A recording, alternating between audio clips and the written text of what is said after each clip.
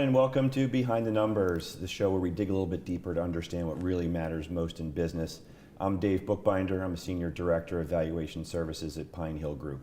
And today, this program is for the privately held company CFOs and CEOs. I've got a wonderful guest that you're going to want to meet. His name is Gary Bender, and he is the CEO of the CFO Solution. Gary, welcome to the program. Thanks, Dave. Great to be here. It's a pleasure to have you. Tell the audience very quickly a little bit about who you are and about the CFO Solution, if you would. Sure. It's pretty simple. I spent over 30 years with Fortune 200 companies in various finance, planning, general management roles. I left there and became a private company CFO for the first time, and was startled by the lack of resources and everything that the board and the CEO expected me to know, where I could always turn to experts across a large corporation and consultants we had at our call. I was expected to know it, and that was quite startling. So what inspired you to create the CFO Solution? I imagine some of that was a springboard for you. It actually was a springboard, because as I got in over my head in the deep water, I quickly met a half a dozen other new rookie CFOs. All had plenty of experience, all had different skill sets, all had common problems, and we started helping each other. And after about 6 months, their comment was, "You've got the worst job of all of us. Let's put together an organization where we can find subject matter experts and bounce ideas off each other, doing it in a confidential, respectful manner." And we started that. And that's called the CFO Alliance. I was part of that, a co-founder of that for many years. And then I realized there was a need to write this stuff down. And CFO Solution, very simply, is the start of a repository of best practices and best processes that private company CFOs should be aware of and use it as a resource. So who are your resources in developing those best processes? Subject matter experts that all of my private company CFOs that get together, that we've met, we recommend. We identify the problem issues, we identify best-in-class subject matter experts, and I'll tell you right now, all of our partners, just like you've been to our group, are glad to share your knowledge, and we have a good time, and we accumulate a lot of knowledge at the same time. Right, so as a repository for these types of things, the folks not only have access to these written documents, but they also have access to these subject matter experts as well? Yeah, absolutely. The byline is it's best practices, best processes, and better partners to work with. And it naturally leads into introductions and referrals to partners. Yeah. And it works very nicely, because the partners don't always need to get paid for their services. They're expanding their networks. And we're all a big believer in good things happen when good people do the right things. Yeah, no question about that. Before we get into some of the subject matter that you actually delve into, can you just make a distinction between a best practice versus a best process? Sure. You start with, and we're all trained in finance and accounting in this field. And so we've all learned about procedures and controls. So we document those. And if you're really good, the procedures turn into a practice. So within your silo, you have a practice on recording an invoice or collecting funds. A process threads across an organization. So at that point, you're asking yourself, how's the salesperson introducing the opportunity? How's the sales administrators gathering the right information so ultimately an invoice can get generated and paid? A process threads across an organization, and a great process really understands how all the processes work, and it's the glue that holds it together. It's the glue that makes an organization perpetuate. Yeah. Practices can change with a new accounting manager or a new accountant or a new invoice person or bill collector. They change. Process, you really have to think through it. You have to make sure it works. You have to train and retrain and make it become part of the body, the DNA of the company. Yeah. So CFOs, and I've worked throughout my career with CFOs, that's been the primary point of contact for me. CFO has to be strategic. CFO has to see things at a 30,000-foot view, as well as being granular. But more often than not, they're asked to do things that are out of their wheelhouse, out of their training, and that dovetails with what you bring to the table. What are some of the subject matter areas of subject that you guys delve into? Yeah, great. We'll deal with a couple of numbers. I asked CFOs, and I've taken the survey myself, we spend a third of our time on things we've been trained on. So accounting and finance, the things we went to school on. Half of our folks are certified CPAs or CMAs. The other 2/3 of their job, we're flying blind, and I include myself in that. I have a role in HR. I have a role in IT. I have a role in the hiring process. I have a role in accountability and performance reviews and incentive plans. We weren't trained in that. Then we get into the soft side of, you start to see a leadership problem. You start to see an organizational gap problem. And we're not always the softest guys, people, to go explain it to the boss. Because we haven't worked on our people skills, and we admit that. So the first step of solving a problem is admit you have a problem. But to answer your question, we also get involved in real estate, facility, fleet, safety decisions that we don't know who to turn to. So we start by turning to our buddies. That's a good first start. I've got a problem. The real solution is get to the experts, find the documented best practices, find where a best process makes sense, recognize you need some help, and I'm glad to introduce you to a partner. If our documentation, which are pretty short, 3-page easy readers, it's enough to say, I need to be aware of this stuff, I need to get better, how can I get better? Either turn to our team, our organization, or turn to the partners that are our contributing editors. Yeah. And they're glad to help. Right.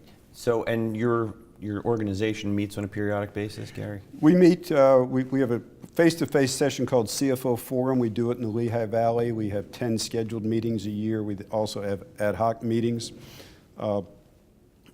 depending on the topic. Yeah. So our participants, our members, pick the topics for the year, and invariably we have 2 problems come up. A special topic comes up. It might be on tariffs and international trade policy, things that are global in Washington that are affecting us in the Lehigh Valley. We also have the softer topics such as healthcare is killing my company, killing my employees. How do I come up with a better healthcare plan? Again, I'm not trained in it. We've got an HR manager that's supposed to handle most of this. It's a lot of money. It has consequences for the company. How do I help drive a better healthcare process? So we've had special sessions where I bring in pretty much national experts and have an open town meeting on healthcare. And we have one coming up on managing real estate in a couple of weeks, how to manage your real estate strategically. Are you still accepting new members? Sure. So anybody who's watching, if you're interested in learning more, how can they contact you, Gary? Gbender at thecfosolution.org. Just go to cfosolution.org. You'll see evidence of some of the meetings we have. A lot of it's behind the covers. I'm glad to give you the password to see the facts, and glad to invite you to one of our meetings. And then we also have CFO roundtables. I've got one in Lancaster in 2 weeks. I've got one in Morristown, New Jersey next month, and I'll probably do one in Princeton. Yeah.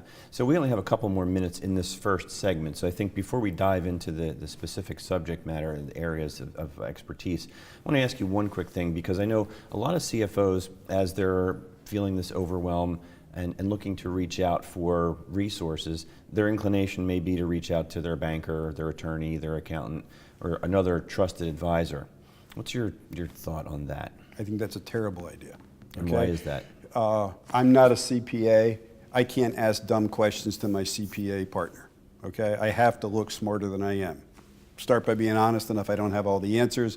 I don't even know how to research some of the answers. I'd rather ask a peer or just someone else I trust, another audit manager in another firm, knowing they're not going to get my business, but just asking it to build a relationship. I'll repay the favor 5 or 10-fold for them. But there's a lot of questions. I can't remember asking my CPA partner, banker, or lawyer any questions I didn't already have the answer to. Gotcha. All right, so let's just take the dive here then. Okay. Of the various areas that you have subject matter experts, what would you say is the #1 problem, pain point for CFOs today? It's a tough question. I mean, I think it gets into the softer stuff. Okay, I'll use healthcare as an example, and I'll use financing as an example. They're both areas where we should be trained in financing, but there's a lot of financial instruments out there. There's a lot of different channels to raise money, venture capitalists, private equity firms, mezzanine firms. Most people can't tell you the differences between them and the good and bad reasons to even consider that. Our biggest concern is your CEO expects you to have the answers. In a staff meeting, you're expected to have the answers, and the board really expects you to have the answers. So you have a great probability of being embarrassed in any senior meeting you go to because there's so many questions thrown at you. My point is know enough to deflect the question or prepare for it by knowing, and generally the way our best practices are written, define the problem, define the risks, and list 5 or 6 best practices that your peers are using to understand it or execute it. You then are an educated person and don't walk yourself down the trapdoor. Gotcha. That's a great spot in which to take a break. So don't go anywhere. You don't go anywhere. Okay. We'll be right back with Behind the Numbers with my guest, Gary Bender, in just a moment.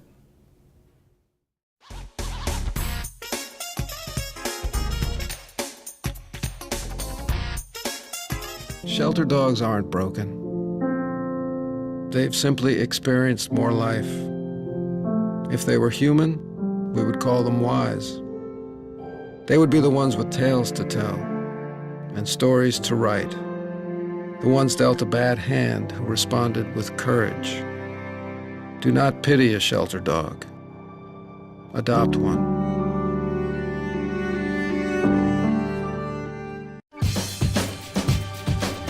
Say we've got grit, and we'll take it as a compliment. Because it's our uncommon drive, our spark within, that brings us together and sets us apart. We are temple made. And when others take shortcuts, when others take breaks, when others take the easy way, we take charge.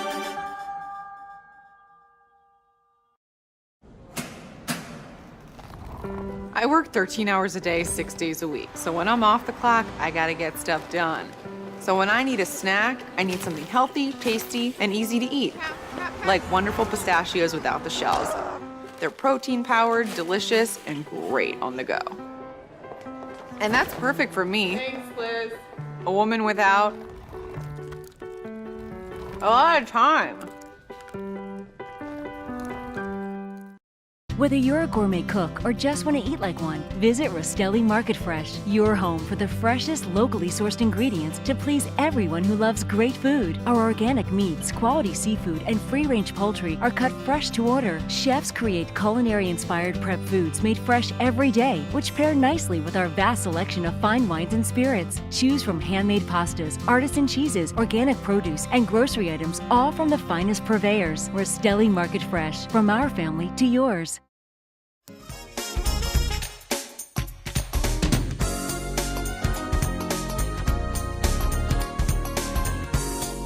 Hi everyone, welcome back to Behind the Numbers. I'm Dave Bookbinder and I'm here with Gary Bender of the CFO Solution, and we're talking about exactly that, solutions for private company CFOs. At the break, Gary and I were just talking and you mentioned something about what you called power chapters. I think it would be beneficial if you'd share that concept with the audience, Gary. Sure. We've had 33 face-to-face sessions in the last 3 years. And it's very obvious to me what the concerns are on CFOs' minds. And I'll give you a handful of them. Yeah. One is how to reduce healthcare costs for my company. Double-digit growth, cause for turmoil, angst with employees, recruiting, retention. So we have a power chapter on healthcare that's gotten a lot of success, a lot of attention, continues to. Second one is the world of private financing. How to finance the deal your bank doesn't want to finance. Like we talked about before, your banker's not always going to tell you what you want to hear, not always going to answer your question, because they have their reasons. Either they don't know, they don't want to be in that business, whatever. So we introduce how to borrow money from, and who to work with, more importantly, to borrow money from a mezzanine lender, to factor your receivables, to look at changing your description in certain terms of your line of credit so you can borrow more from that. We try to give some pretty valuable advice and examples of that. Number three is how to reduce your expenses. Most people really don't know how to analyze and reduce their cost stack. They expect procurement to do it, or the plant manager to do it, or the somebody else to do it. End of the day, we own the cost stack. We own the income statement. We're held responsible for the resources of the company. So there are ways to reduce expenses that most CFOs have never heard of. Another one that's been very popular, and this is an example of a process, best process for recruiting, hiring, onboarding, training, and retaining, and using incentives, grants, and training funds that are available. You can literally turn finance into a profit center. Boggles people's minds when I tell them to run finance like a profit center, but you should. And those are examples of 4 or 5. Oh, Yeah. the final one is reducing your federal and state tax bill by credits that a number of CPA firms will never tell you about it because they're specialized tax applications and they don't have the skill set, and they represent a liability for a CPA firm to bring into a half-baked idea that they can't execute. So most CPA firms won't tell you about that. How about cybersecurity? Cyber is a popular topic. We've had 2 sessions on it. We have a session coming up, I believe it's the end of May, on a slice of cyber, because it's a huge topic. So we brought in 3 different subject matter experts. They've all been great. We're bringing someone in with a different perspective, all part of the journey. Yeah. We talked about at the break a little bit about soft skills and the HR and the hiring and so forth, but we didn't get into this, and I think this may be interesting. What happens when you've got a privately held business where most of the leadership team has the same last name? It's a family business, and the CFO, for example, is coming in as a so-called outsider. Have you experienced that interaction, and what kind of counsel do you offer them in navigating that minefield in family dynamics? When I left a large corporation 22 years ago, very clearly on my profile, my search document, it said non-family owned businesses for that reason. I had enough politics in big companies before I had to live with it 24/7. But to your point, 1/3 of the CFOs in my Lehigh Valley group are in family-owned companies. And we talk about it. We actually have some partners that are outstanding, everything from the generational issues that are frightening, and they just have to deal with the facts. 50% of the companies fail after the 2nd generation, 90% fail after the 3rd generation. Yeah. And the question is going to be, I always come back to, private company CFO sits at the intersection of risk, resources, and rewards. So if you know that you've got a good chance of failing, you've got to be part of the solution. You've got to get ahead of it. And that's where we have experts that can talk about it. I'm not one of them. And I've got enough gray hair without doing the family-owned stuff. One of the areas that I know privately held CFOs face is this challenge when a company is raising capital, whether it's through private equity or if they're contemplating an exit. It inevitably means that the CFO is going to be out of a job. Usually. How do they navigate that circumstance in this context of best practices when they know it's going to basically mean that they're going to be replaced? They may be replaced, but it's surprising, and we have the facts to back it up. I mean, let me preface this with the fact, when I became a private company CFO 15 years ago, the average tenure was 84 months of a private company CFO. We're anal, we keep the data, okay? Yeah. It's now under 30 months. And so you know that some of those are going to be changes because of mergers and acquisitions, et cetera. You want to be the best candidate. And it's surprising often the best candidate will find another job in the organization or with the PE firm that's involved or with somebody else. You always want to be best in class. Right. That's all you can do is prepare yourself for that. If the worst thing happens, you wind up with a good recommendation, a great severance package, and the satisfaction. You can go to your next opportunity and tell them what you contributed there. It just wasn't a fit because of the personalities. And again, if you have the facts, you did the accomplishments, you used best practices, you were professional about it, you'll find another great opportunity. Yep. And by the way, we help people do that because it happens. Right. So you teased a number of areas where you've got the subject matter expertise and interesting things that CFOs and CEOs are going to want to know. Are you able to share a tip or two now just to wet people's whistle to help them understand the kinds of things and the value add that you can bring? Sure. I wasn't expecting that question, but I'll wing it. Last year, we introduced to 4 companies out of our 40 companies that I see every month in the Lehigh Valley, a couple of tax credits they had never heard of. And we delivered $7 million in tax credits for them. And we did it in a way to not embarrass their CPA firm.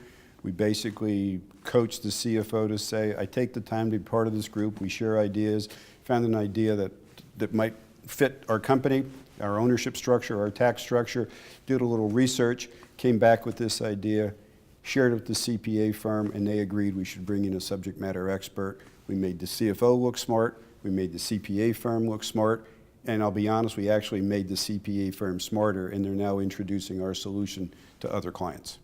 Great example. So, if that's an example. Yeah, very good. For those who are watching and want to learn more, how can they reach out to you? Gbender, thecfosolution.org. I'm glad to talk to you. Good enough. So you talked a lot about, at the break, about the human resources function that CFOs are responsible for. And you listed a whole litany of things, whether it's benefits, hiring, recruiting, retention, and so forth. That in itself is its own job, right? Sure is. So how do you help the CFO to navigate the magnitude of that kind of a role where they're not trained? We actually wrote down the process, a process that threads across the company, that starts with some well-recognized processes, and we've borrowed it graciously and attributed our subject matter experts, that we took those pieces and put it into a process. Everything from planning your job needs, and more importantly, looking at the skills that that person, that position requires, and figuring how to get those skills. It might be a new hire that has to be trained. You're never going to find the perfect candidate.